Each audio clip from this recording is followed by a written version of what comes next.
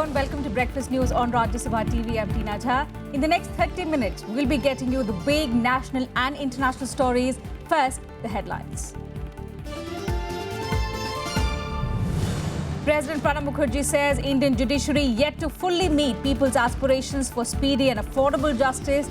Chief Justice of India says judiciary facing a crisis of credibility.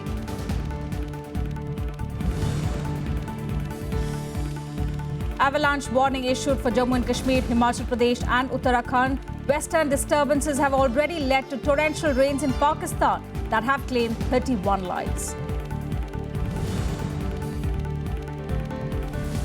BJP reacts sharply to Congress leader Ghulam Nabi Azad's comments, likening RSS to the ISIS. Party likely to raise matter in Parliament today.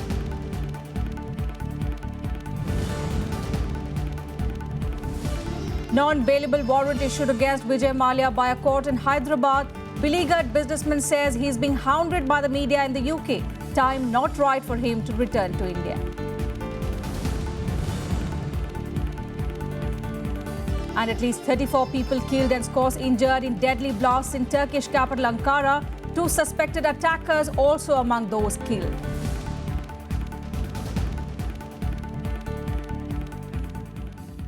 An avalanche warning has been issued for the higher reaches of 3 states, including Jammu and Kashmir, Himachal Pradesh, also Uttarakhand. The Pir Pandal range has recorded 2 feet of snow. Schools in some districts have also been shut. The western disturbance from the Mediterranean Sea has resulted in torrential rains in Pakistan, where as many as 31 people have died. An avalanche warning has been issued for higher areas of Jammu and Kashmir, Himachal Pradesh and Uttarakhand. People have been advised not to venture into these places over the next 24 hours.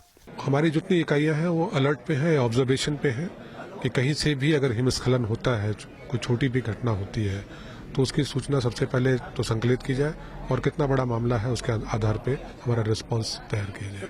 Medium danger warning was issued for avalanche-prone areas in Baramulla, Kupwara, Bandipur, Kargil, Shopian, Anantnag, Kulgam, Rajouri, Doda and Poonch districts of Jammu and Kashmir. For Himachal Pradesh, the warning exists in areas of Lahaul and Spiti, Kullu, Chamba and Kinnaur districts. Similar warning was issued for areas of Chamoli, Uttarkashi, Rudraprayag and Pithoragarh districts of Uttarakhand. Snowfall on higher areas of Pir Panjal continues. Pirgal received 2 feet snow, while Chattapani received 1 feet. जब मौसम खराब होता है उसका कोई पता नहीं है. ये पीर पंजाल है और यहाँ हैवी स्नोफॉल जो है 2 घंटे के अंदर अंदर 3-4 फुट भी बर्फ गिरती रहती है. However, traffic on Jammu-Srinagar National Highway remained open with some restrictions owing to the avalanche warnings. Even though the shooting stones at several places were hampering the normal flow of traffic, adequate numbers of men and machinery has been deployed to clear the debris.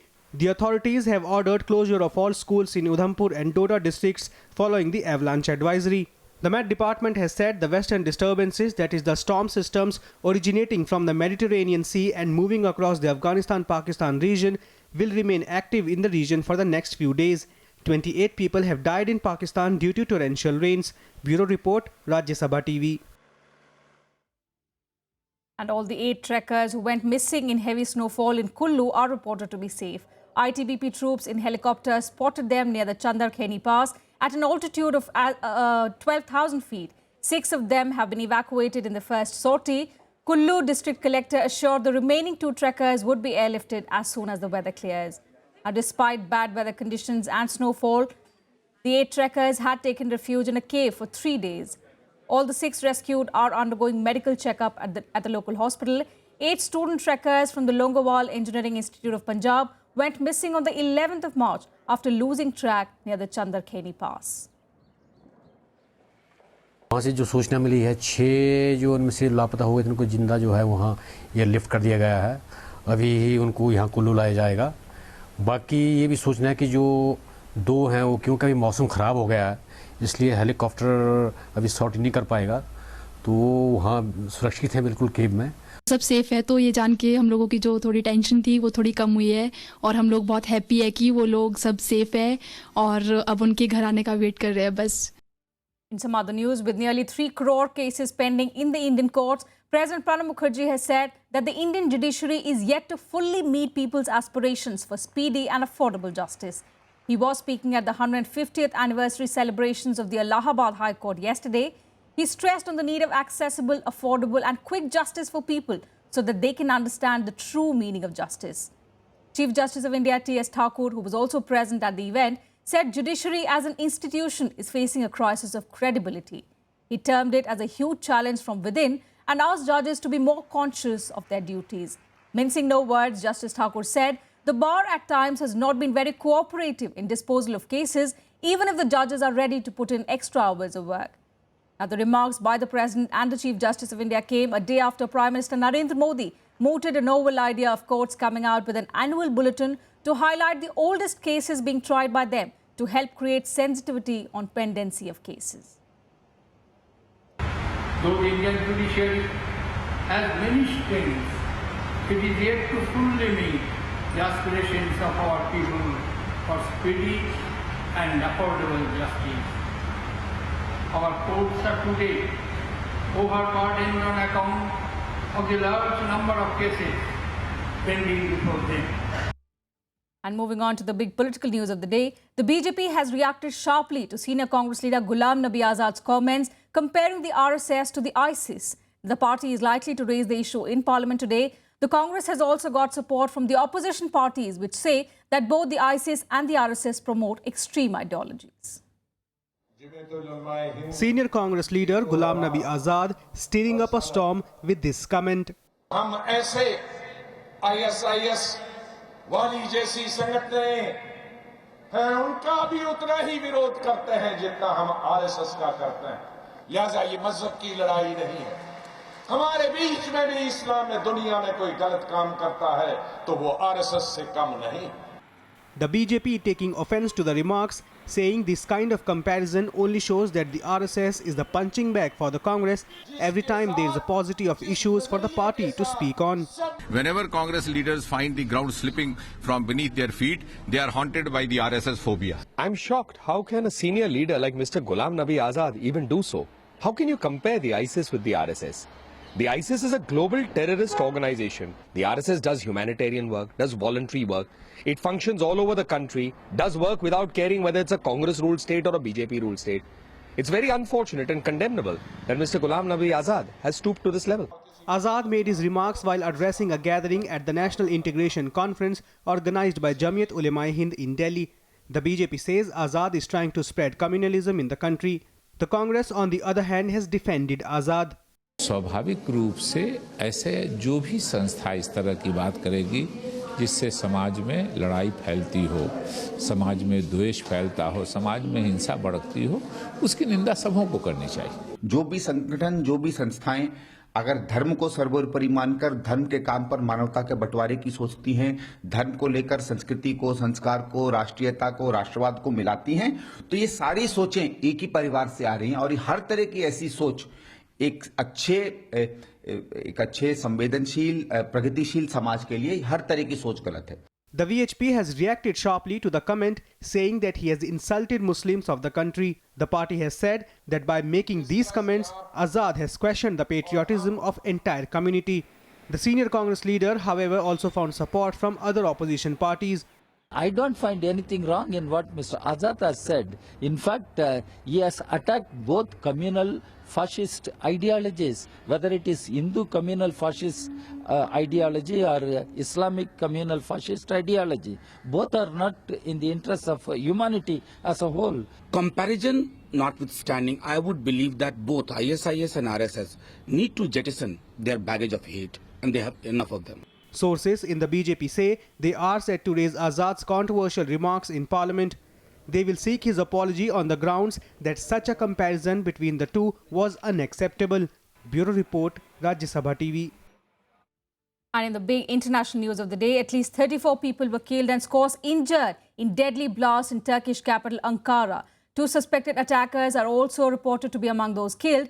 Turkish President Recep Tayyip Erdogan condemned the attack and he pledged his determination to fight against terror. No group has claimed responsibility for the attack so far.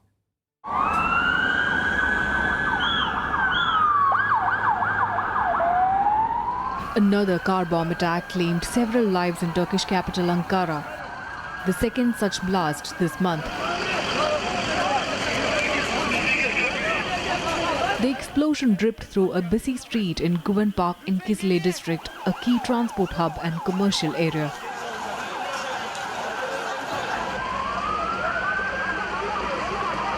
Alışveriş merkezinin önündeydim gökdelende. Şoka girmişim, kendimi yere attım. Ne yapacağımı şaşırdım yani. Kimseye yaşatmasın dedi. Dünyanın sonu gibi bir şeydi. Çok büyük bir alev topu, çok büyük bir ses. Kalbim hala 1 saat geçmesine, 1,5 saat geçmesine rağmen daha hala şoktayım. Police forces, firefighters and ambulances were rushed to the scene. Kızılay Meydanı savaş alanı gibi. İşte security forces evacuated the area. 2 among those dead are believed to be the attackers. Son derece ciddi tedbirler alınıyor, gözden geçiriliyor. Biliyorsunuz çok ciddi her türlü ihtimali dikkate alan genelgeler yayınladık, uygulamalar yapıyoruz. Ama dünyanın her ülkesinde maalesef terör %100 engellenebilen bir Turkey was quick to blame it on outlawed Kurdistan Workers' Party (PKK). President Recep Tayyip Erdogan pledged to unleash fight against terrorism. Meanwhile, Turkish Interior Ministry promised to release reports of blast investigation at the earliest on Monday. No group has claimed responsibility for the attack so far. sonucunda yapılan şu ana kadarki tahkikatlarda ciddi emarelere ulaşılmıştır. Ciddi bulgular elde edilmiştir. Ama kesin olarak yapan örgüt 3 attacks in less than 6 months in Turkish capital Ankara shows growing insurgency in the country.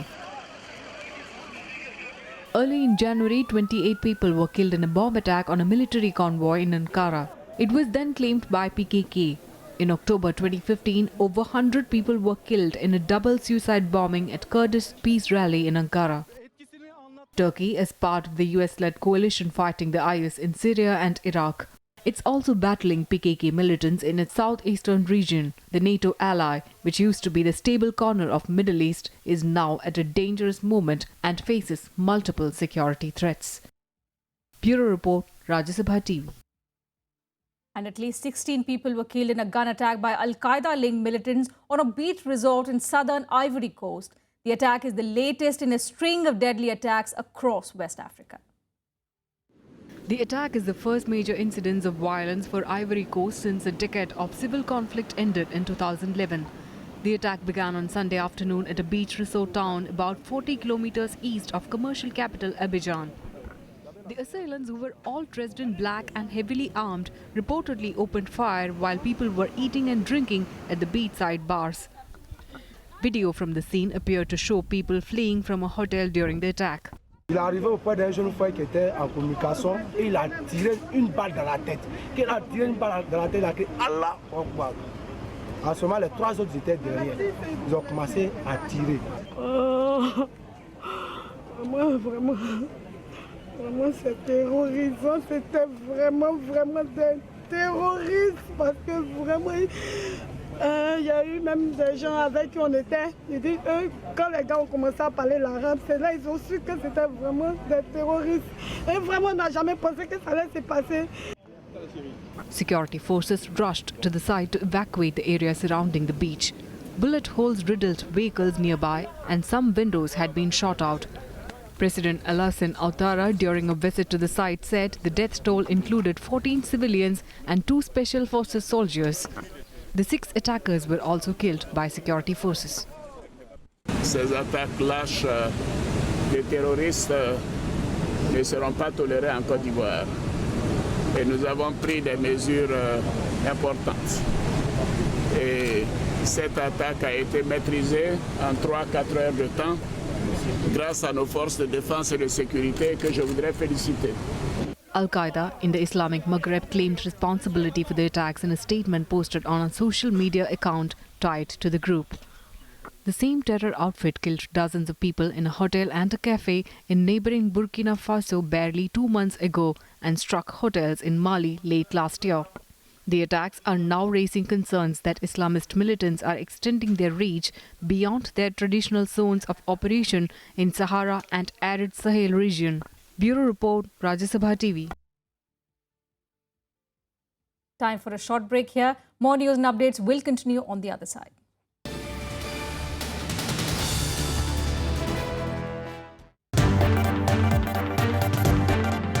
Hello and welcome. I'm Amritan Rai. You're watching Constitutionally Yours. इस तरह का वातावरण बनाना पड़ेगा कि महिलाएं भी स्वयं आगे आए। एमपी एमएलए की चिंता है कि शिक्षा डेमोक्रेसी में धीरे धीरे आए या तेजी से आए। क्यों नहीं हिंदुस्तान में कॉमन सिविल कोड लागू की जाए? ये नहीं हो सकता कि सारी के सारी पॉपुलेशन एक सरीकी एक कल्चर में ढल जाए।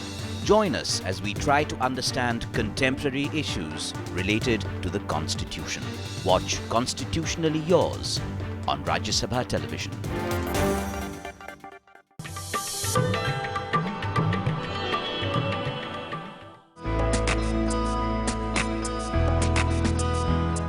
Gyan Chopper is the ancient version of Indian snakes and ladders. This intriguing game was popular among the old, the young, and the rulers as well. The chopper has its origin in the Jain philosophy. It tells the story of virtue. Each square, in turn, also narrates a message of wisdom.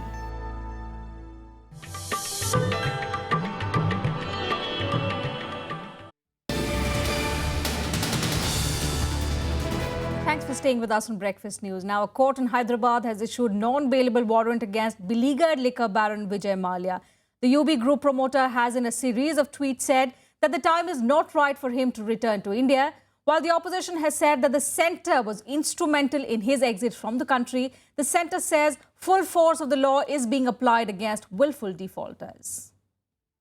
Vijay Mallya's latest reaction coming as a court in Hyderabad issued non-bailable warrant against him after he failed to appear before it in a check dishonor case. The Enforcement Directorate has already summoned him to appear before it on 18th of March. Mallya, on the other hand, in an email interview to the Sunday Guardian said the time is not right for him to return to India. This even as the Union Labour Minister Bandaru Dattatreya said a probe will be launched to check whether there were any anomalies in the Provident Fund contributions made by Mallya's Kingfisher Airlines for its employees when it was functioning.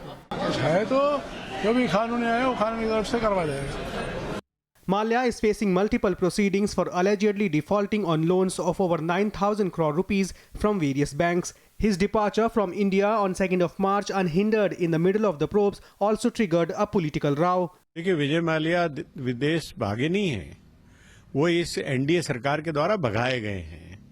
जिस तरह से जो lookout notice भेजा गया था CBI ने कि अगर विदेश जाते हैं तो उनको गिरफ्तार कर लिया जाए, उनकी सुविधा के लिए उसको अमेंड कर दिया गया। The government keeps talking about the bad loans and the big amount of NPS that our banks are suffering. And what is this government talks about good governance, strong will, everything, but finally this government lacks political will, or this government is of the same philosophy to support such willful defaulters. Mallya's counsel has said he will move High Court seeking quashing of the NBW. As the row over Mallya plays out, Minister of State for Finance Jayant Sinha assured the full force of the law is being applied to bring all willful loan defaulters to justice. First of all, we have some people that are willful defaulters that have genuinely engaged in illegal activity. And as far as those are concerned, the full force of the law is being applied. All the investigative agencies are working in that regard to ensure that they have to be brought to justice. The BJP that has been accused of allowing Mallya to flee says the centre is committed to delivering justice.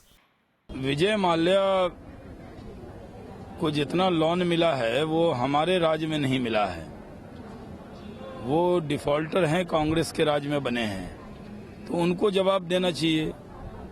और जहां तक विजय माल्या का सवाल है, वो गए हैं, हमारे फाइनेंस मिनिस्टर ने कहा है एक एक पाई भारत के खजाने में आएगा और सरकार की तरफ से कोशिश होगी कि एक पैसा भी वो भारत का कहीं डूब ना पाए। Former employees of Kingfisher Airlines are also seeking his return to India, asking him to repay dues to his staff. Mallya's exit from the country also played out in Parliament last week. Bureau Report, Rajya Sabha TV. In some more international updates, amid speculations, the UN brokered Syria peace talks is all set to begin in Geneva today. However, both Syrian government and the opposition are still at loggerheads over President Assad's future. If both sides agree for talks, it will be part of the first serious diplomatic effort towards ending the conflict since Russian intervention in the conflict began in September 2015. With ceasefire holding largely in Syria, the West and the United Nations are keeping their fingers crossed. It's a tradition by us to welcome them, and I went to see the government and I went to see the agency. أنصحهم إذا كان هكذا تفكيرهم ألا يأتوا إلى المحادثات. نحن لن نحاول أحدا يتحدث عن مقام الرئاسة. لا يوجد شيء اسمه مرحلة انتقالية. يعني هذه المصطلحات يجب أن ننتبه لها كثيرا. هذا الكلام سيأتي في حينه ولنا تعليقات واضحة بشأنه. And in Germany, Chancellor Angela Merkel's Christian Democratic Party suffered major setbacks in regional elections. Exit polls suggest CDC was defeated in 2 of the 3 states holding regional elections. However, they still remain the largest party in Saxony-Anhalt. Anti-migrant Alternative for Germany gained in all 3 states. The regional elections are seen as a test for falling support for Merkel's policy on refugees. Over 1 million migrants and refugees were allowed to enter Germany in 2015. Und es ist die katastrophale Politik von Bundeskanzlerin Merkel, die den Menschen offenbar die Augen geöffnet hat.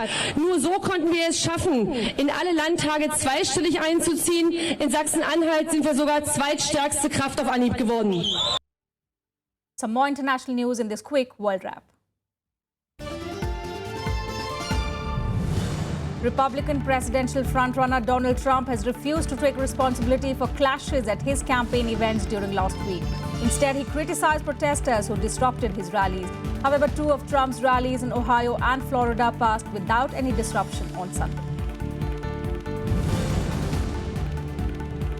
Thousands of Brazilians on Sunday demonstrated on the streets in one of the biggest ever anti-government rallies in the country. They are demanding the ouster of President Dilma Rousseff. Protests come amidst rising anger that could encourage Congress to impeach the leftist leader. And nearly a year after the German wings crashed, the French authorities have urged for new reporting requirements for doctors treating pilots and new measures to keep them from hiding mental health issues. They also sought more clearer rules for the aviation industry. On the March 24th, German wings co-pilot Andrea Lubitz locked his captain out of the cockpit and slammed Flight 9525 into an alpine mountainside, killing all 150 in fact on board.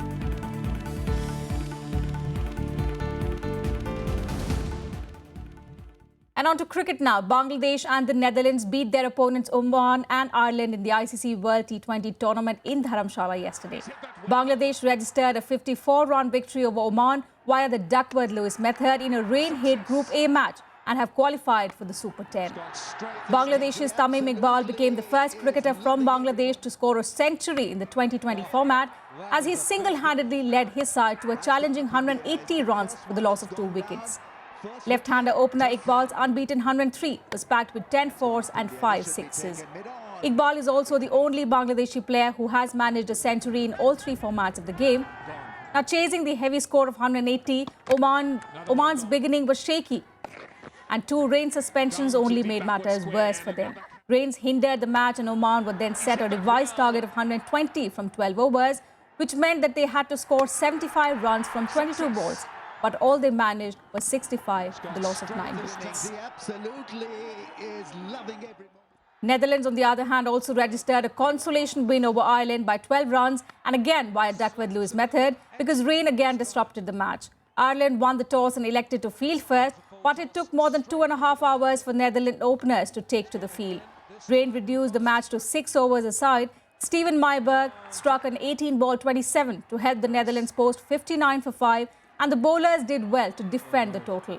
Paul van Meekeren bagged 4 wickets in 2 overs and tore the batting support of the Ireland team and restricted them to 47 for 7.